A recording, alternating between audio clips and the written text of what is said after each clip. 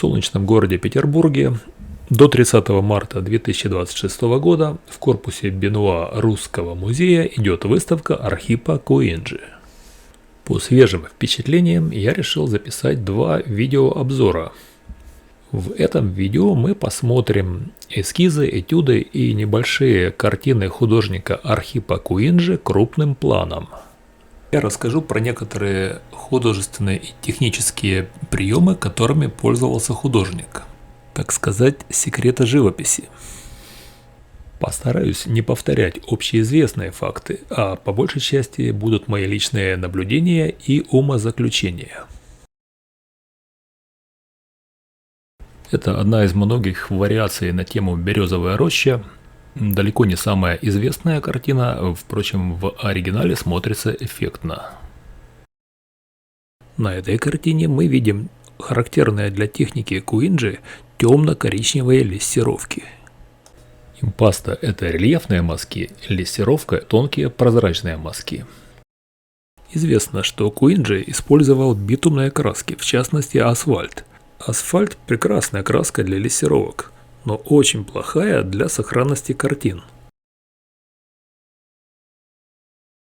По Киплику асфальт пригоден для применения только в чистом виде и в один слой.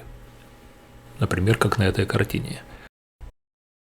В XIX веке, кроме битумных, были и другие лессировочные краски.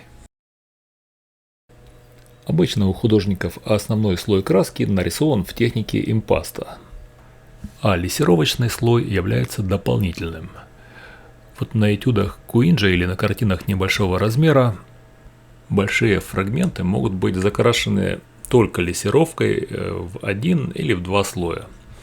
Возможно, лессировочный слой поверх бежевой имприматуры или поверх белого грунта. Лессировки написаны мазками, так что видны следы каждого мазка. Поверх светлого грунта темно-коричневые, прозрачные или полупрозрачные мазки. Или аналогичные зеленые мазки. На таких мазках следы от щетинок кисти оставляют полоски. Иногда кончики кисти процарапывают слой краски до грунта и образуются белые полоски, что-то наподобие штриховки. Например, тропинка на предыдущей березовой роще нарисована горизонтальной штриховкой. Стволы берез на дальнем плане нарисованы вертикальной штриховкой.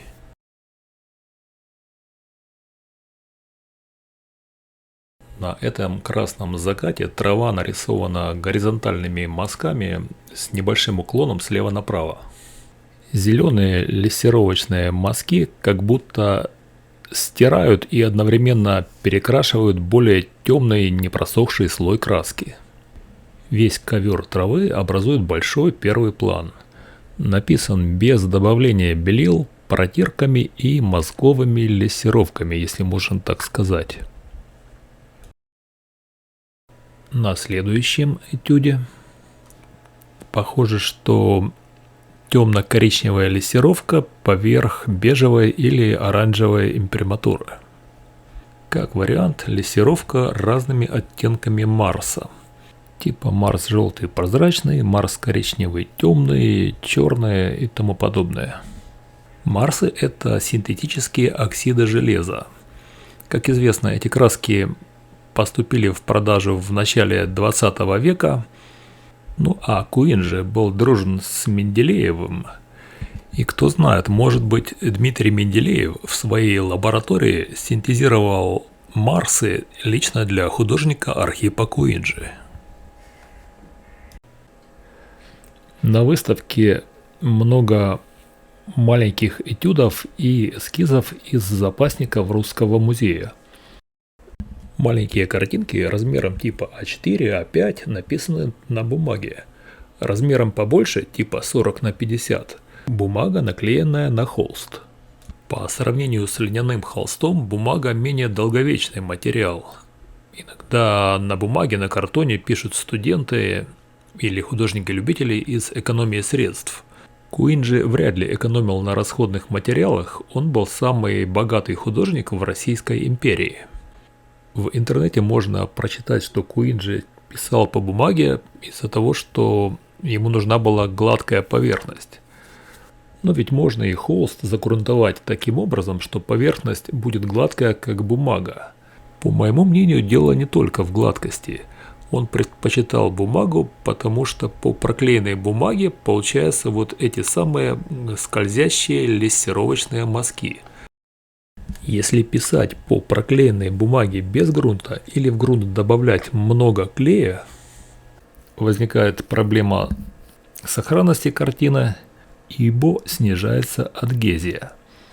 Адгезия – это надежное прилипание краски к поверхности холста.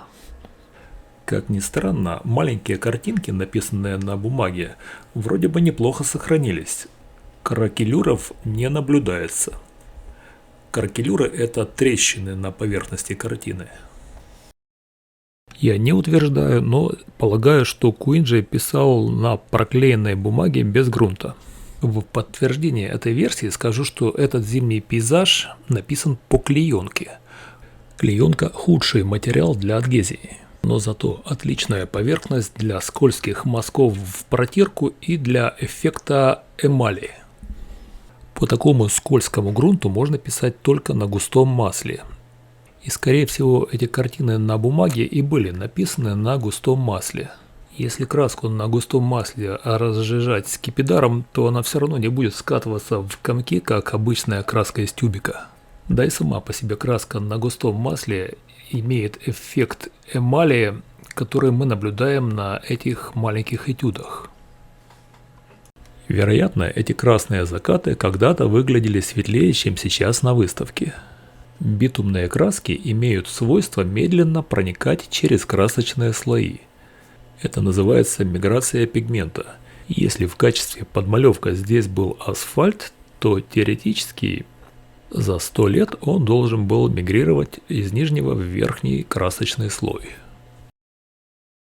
Картина называется «Солнечный свет в парке».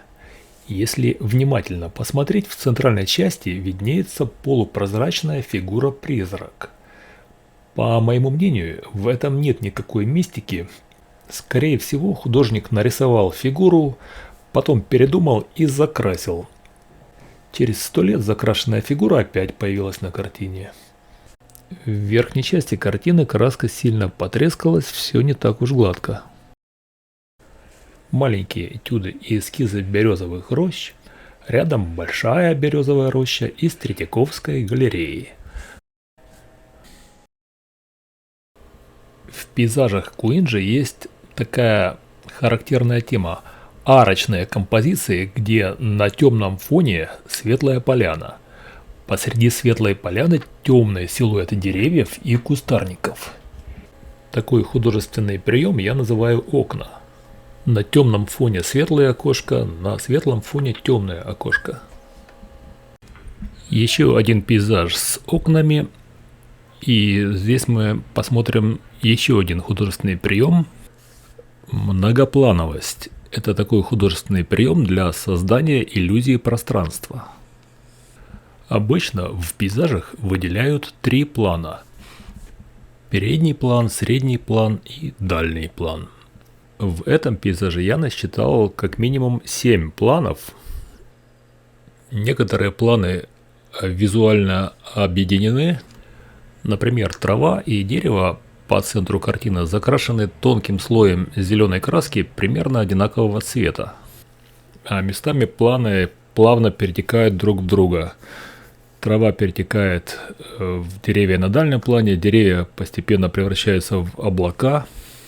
Ближние облака, дальние облака. На самом дальнем плане голубое окошко. Картина маслом называется «Дубы». На этой картине есть художественный прием, который я называю «лампочки». Как и на многих картинах Куинджи, деревья в контровом свете, то есть против солнца. Местами солнце просвечивает сквозь темный силуэт листвы маленькими светлыми пятнышками, как лампочки.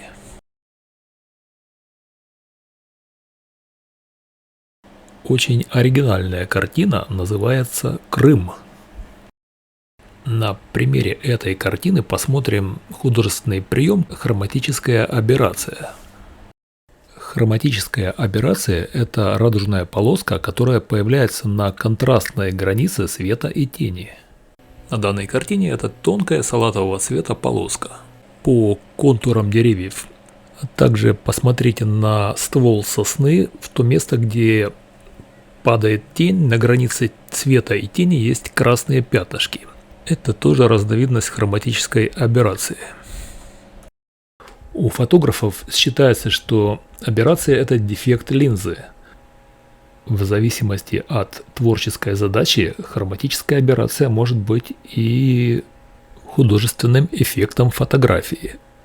В данном случае хроматическая аберрация – это художественный живописный прием, новаторский прием для своего времени. А также картина интересна многообразием контуров. Граница света и тени местами идет как прямая линия, а местами линия с хаотичным дрожанием. С точки зрения композиции, для своего времени это весьма оригинальная дизайнерская композиция. Это же надо было додуматься нарисовать силуэт озера флажком.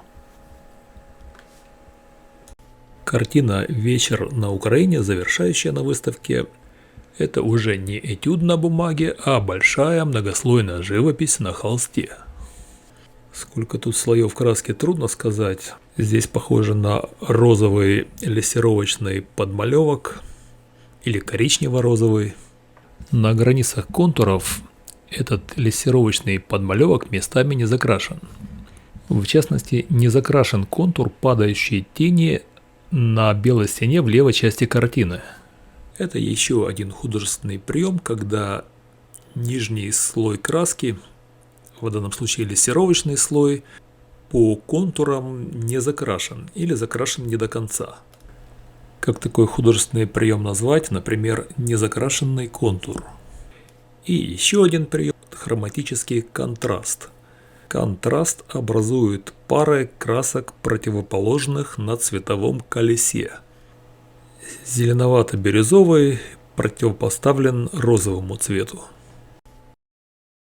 В этом коротком видео я немного рассказал о технике живописи Куинджи. Планирую записать еще одно видео о мистических смыслах, которые я увидел в его картинах. На моем YouTube-канале видео для художников-любителей. Всех добрых людей с мартовскими праздниками.